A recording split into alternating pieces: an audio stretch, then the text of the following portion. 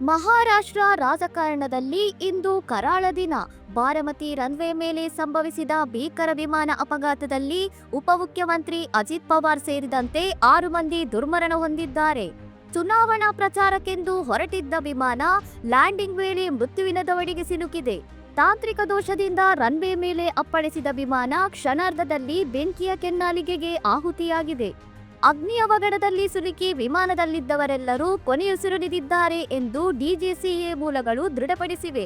ಪ್ರಭಾವಿ ನಾಯಕನನ್ನ ಕಳೆದುಕೊಂಡ ಮಹಾರಾಷ್ಟ್ರ ಈಗ ಸ್ತಬ್ಧವಾಗಿದೆ.